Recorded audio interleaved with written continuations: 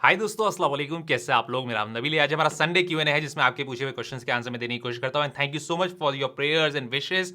मेरी तबीयत जो है अभी अल्हम्दुलिल्लाह एकदम फिट एंड फाइन है। काफ़ी दिन लग गए ठीक होने के लिए, लेकिन मैं ठीक हो गया और कोई भी सीरियस इलनेस नहीं थी, तो ये सबसे अच्छी बात है।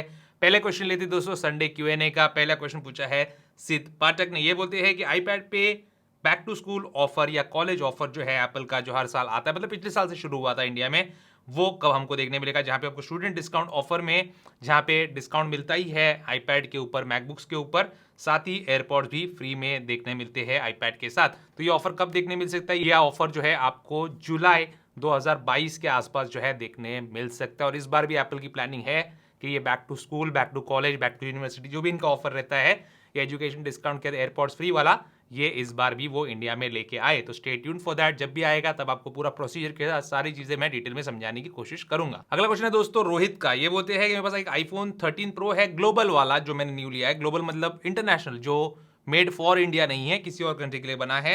और उन्हें सारे सेटिंग्स भी चेंज किए हैं जिससे उनकी बैटरी लाइफ बेहतर से बेहतर उनको मिले हमारे वीडियोस देखने के बाद।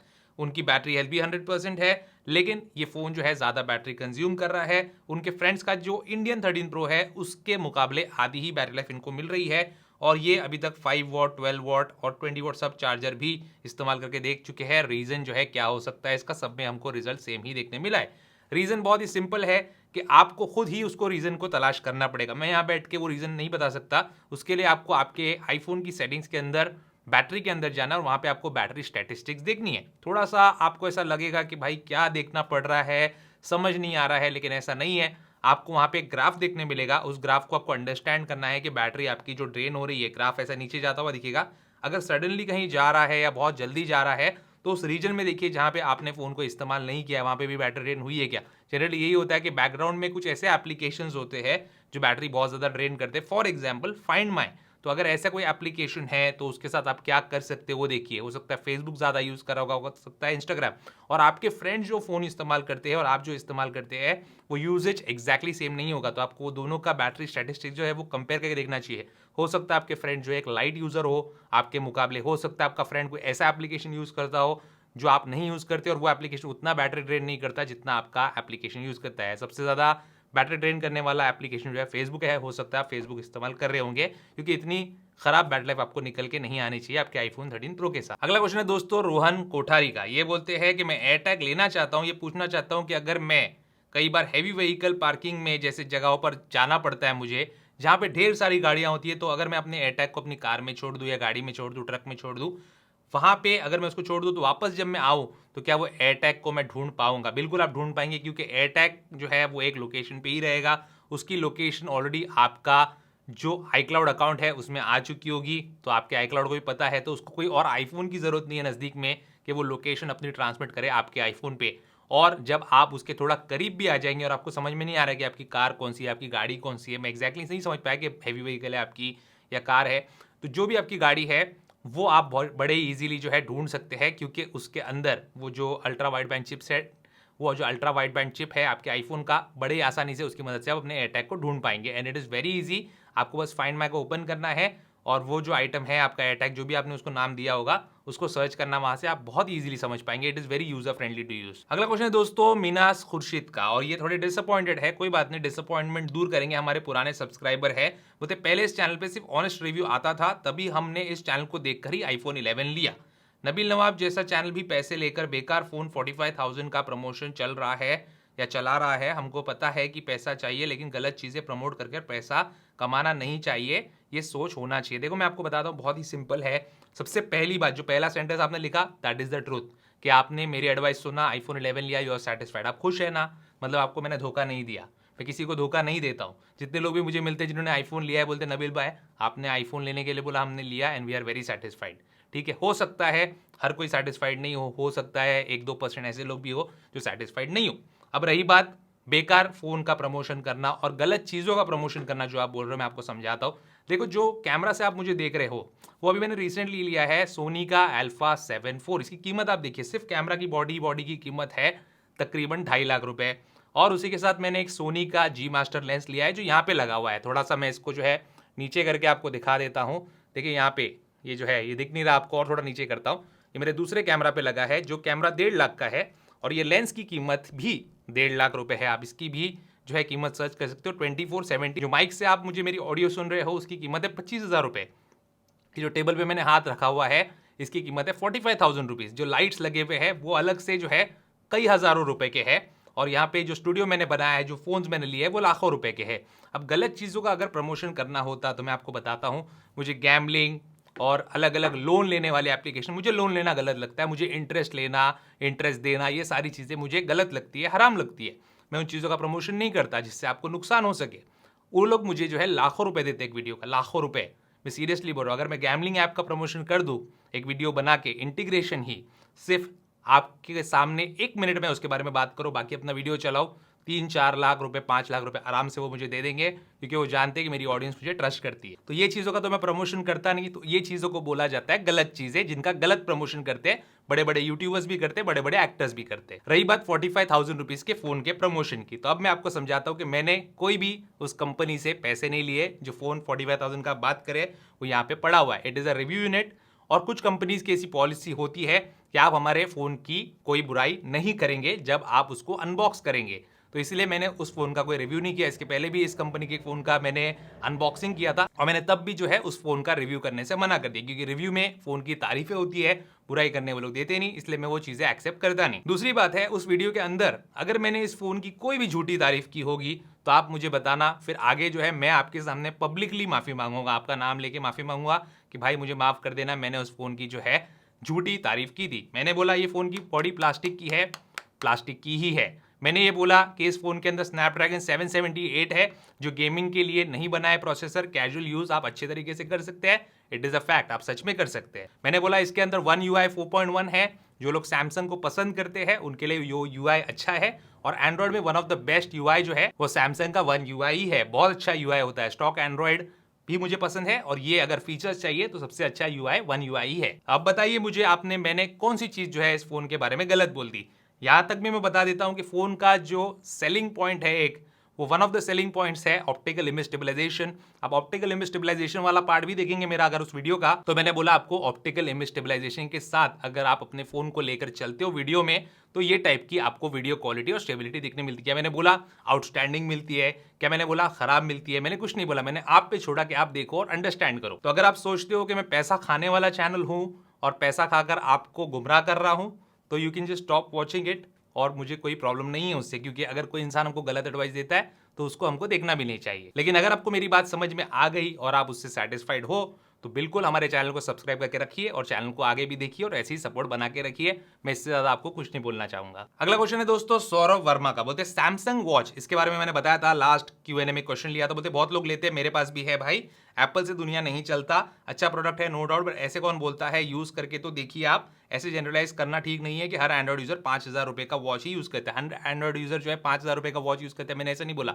जनरली जो एंड्रॉइड यूजर्स होते हैं 1,000, 2,000, 3,000, 4,000, 5,000 रुपए के वॉचेस ही इस्तेमाल करना पसंद करते हैं। इंडिया में जनरली जो पब्लिक है वो ये टाइप की वॉचेस ही इस्तेमाल करना पसंद करती है, क्योंकि हर किसी की सैलरी इतनी होती नहीं इंडिया के अंदर। बहुत सारे एप्पल यूजर्स भी आईफोन लेते हैं, बड़ा खर्चा करते हैं, तो इनिशियली वो बोलते हैं भाई कोई सस्ती स्मार्ट वॉच बता दो, क्योंकि हमारा खर्चा हो चुका है और हम ये स्मार्ट वॉच लेना चाहते हैं। रही बात गैलेक्सी की जो स्मार्ट वॉच है, बिल्कुल वो अच्छी है, लेकिन कोई उसके लिए पैसा स्पेंड नहीं करता। आपने किया, कोई प्रॉब्लम नहीं, आपको उसमें मजा आ रहा है, वेल एंड गुड, आप एंजॉय कीजिए अपनी वॉच को, लेकिन वो एप्पल वॉच के सामने बिल्कुल भी कुछ नहीं टिक पाती है। अगर आप सेल्स देख लीजिए, लोगों की पसंद देख लीजिए, सबसे best smart watch in the world जिसका कॉपी किया जाता है वो एप्पल वॉच ही है, सैमसंग की वॉच नहीं है। अगला क्वेश्चन है मयूर गुप्ता का, ये बोलते हैं कि मैं स्मार्ट वॉच बाय करना चाहता हूं, लेकिन मेरा बजट जो है 6,000 रुपए तक का है, तो मैं नॉइस की अल्ट्रा 2 वॉच लूं जिसका आपने वीडियो बनाई थी, या कोई सेकेंड हैंड एप्पल वॉच लूं? क्या करूं मैं, बताइए आप मुझे। 6,000 रुपए का ही बजट है, मुझे वैल्यू फॉर मनी वॉच चाहिए जिसका बैटरी बैकअप अच्छा हो। प्लीज नबील भाई मेरा क्वेश्चन पिक कर लेना। देखो एप्पल वॉच अगर आप लेंगे तो कोई भी एप्पल वॉच जो है 18 घंटे 18 आवर्स से ज्यादा का आपको बैटरी लाइफ नहीं देती, सीरीज 7 भी नहीं देती। तो बैटरी लाइफ अगर अच्छी चाहिए तो आपको ये सस्ती जो स्मार्ट वॉचेस है उनके लिए जाना चाहिए। अब देखो नॉइस ने मुझे प्रोडक्ट भेजा था, मैंने नॉइस का रिव्यू किया, अब आपके सामने बोलता हूं कि नॉइस की वॉच आपको नहीं लेना चाहिए, you should not buy it. ये नॉइस की अल्ट्रा 2 जो है मुझे पसंद नहीं आई, मैंने वीडियो में भी बोला था कि बेजल्स जो है बॉटम के मोटे होते हैं इसके, और मुझे वॉच बिल्कुल पसंद नहीं आई, क्वालिटी पसंद नहीं आई। आपको लेना एक अच्छी वॉच बताता हूं, जो मैंने थोड़े दिन पहले वीडियो बनाई थी अमेज़फिट की, GTS 2 मिनी, वो वॉच मुझे बहुत पसंद आई, बहुत प्यारी लगी। अब वो वॉच के लिए ये मुझे लगता है आपको काफी पसंद भी आएगी और उसका प्राइस भी कम है 6,000 रुपए से। अगला क्वेश्चन है उजी रहमान वाला का, ये बोलते हैं अगर आप अपनी आईफोन और एप्पल वॉच को, सेल्यूलर वाली जो आपकी एप्पल वॉच है उसको आप यूज कर रहे हो और आईफोन घर पे भूल गए, आपको नेविगेशन का इस्तेमाल करना अपनी वॉच पे, तो आप कर सकते हो, बिल्कुल आप कर सकते हो, क्योंकि वॉच के अंदर भी ये एप्लीकेशन जो एप्पल मैप्स वाला है वो इंस्टॉल होता है, तो you can navigate with your watch. Aman Sidhu का क्वेश्चन है कि एप्पल 2 सिम स्लॉट क्यों नहीं देता अपने आईफोन में, आखिर दिक्कत क्या है इसमें? मैं बता दो, बहुत ही सिंपल है। इंडिया के अंदर नहीं देता, वर्ल्ड ओवर कहीं भी नहीं देता, लेकिन चाइना में देता है, क्योंकि चाइना में, हांगकांग में उस टाइप की फैसिलिटी नहीं है ई सिम वाली, जहां पे ई सिम की फैसिलिटी है, क्योंकि ई सिम एक एडवांस टेक्नोलॉजी है।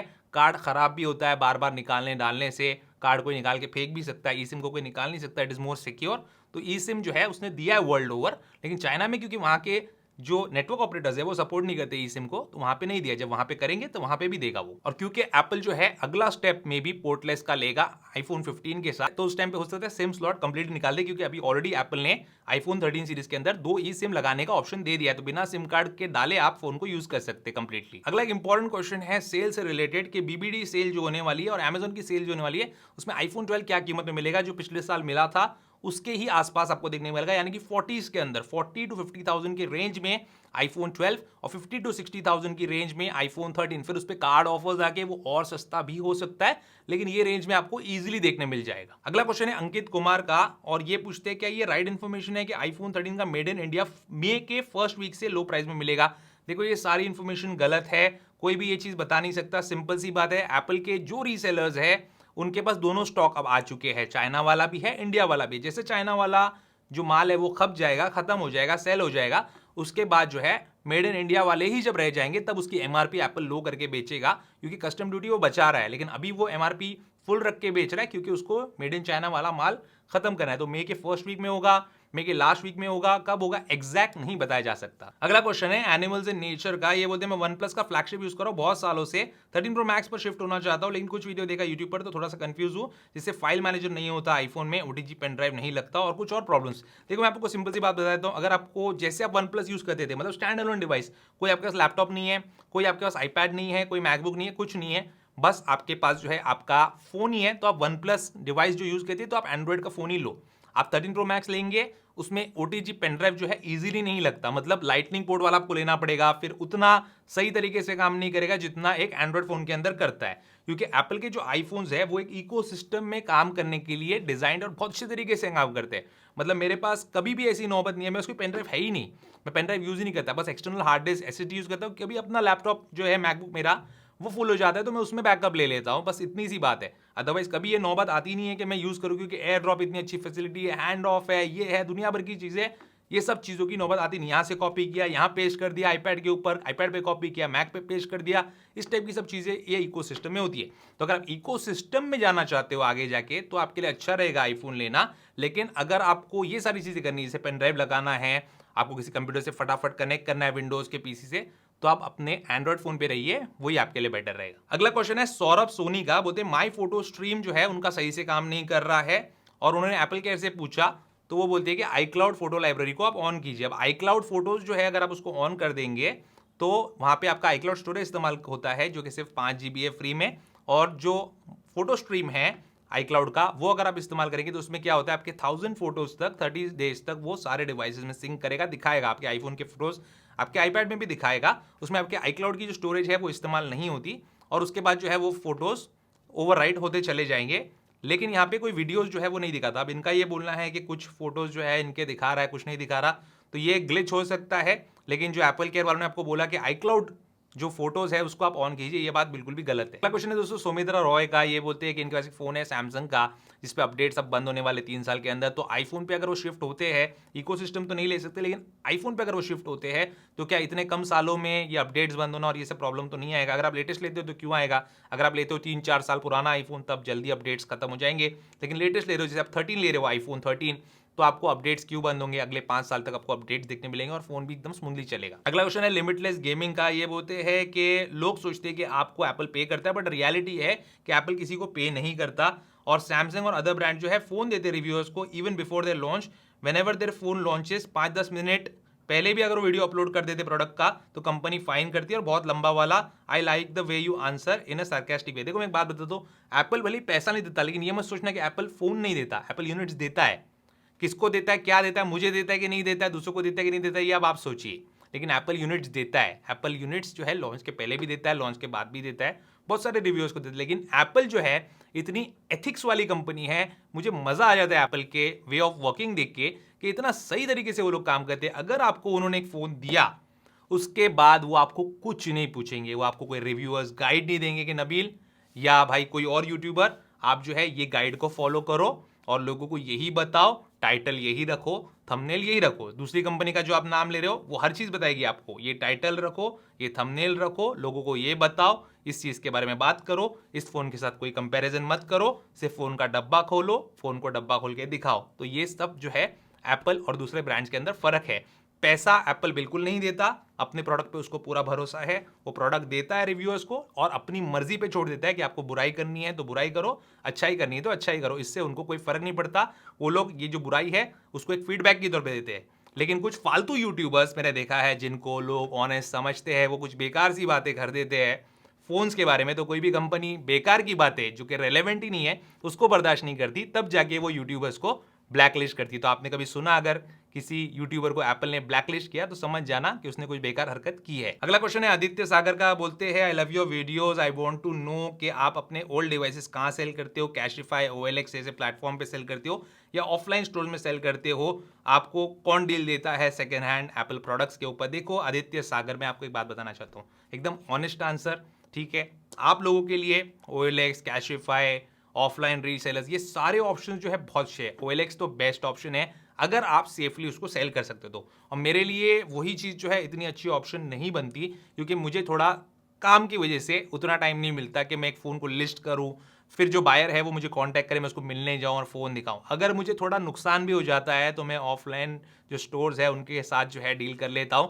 ताकि मेरा टाइम बच जाए और मेरी थोड़ी सेफ्टी भी हो जाए। क्योंकि जाता हूँ फिर लोग पहचानते हैं, फिर कुछ और बातें हो जाती है, तो वो सारी चीज़ों में मैं फंसना नहीं चाहता। लेकिन आपके लिए ये जो प्लेटफॉर्म्स है उसमें जो बेस्ट वैल्यू आपको देता है उसके साथ आपको जाना अच्छा रहता है। और मुझे भी खराब वैल्यू नहीं देते, सारे जो सेलर्स है वो मुझे अच्छे ही वैल्यू देते, क्योंकि इस इंडस्ट्री में हूँ और एप्पल के मामले में खासतौर पर लोग पहचानते हैं, तो वो लोग से अच्छे रिलेशन भी होते हैं और वो लोग अच्छा पैसा भी दे देते हैं। तो ये था दोस्तों आज का हमारा संडे Q&A। अगर किसी को भी मेरी कोई बात जो है बुरी लगी होगी then I am sorry for that. मेरा कोई इंटेंशन नहीं होता किसी को हर्ट करने का, एक मजाक के तौर पे जो है कुछ लोग क्वेश्चन पूछते हैं, आड़े टेढ़े क्वेश्चन पूछते, तो उस हिसाब से मैं आड़ा टेढ़ा आंसर भी दे देता हूँ। भाई मैं भी इंसान हूँ, मेरा भी हक बनता है। ऐसा थोड़ी है कि कोई अगर मुझे जूते मारेगा तो मैं जो है एक गाल पे मारेगा तो दूसरा गाल आगे करूंगा, दूसरे पे मारेगा तो तीसरा करूंगा, ऐसा तो नहीं हो सकता। लेकिन फिर भी एक समझ लेना, ऑन अ लाइटर नोट सब चीजें हैं, कोई बात सीरियसली नहीं है, कोई बात जो है दिल पे मैं लेता नहीं, किसी का नाम याद रख के कोई दिल में खुन्नस रखता नहीं।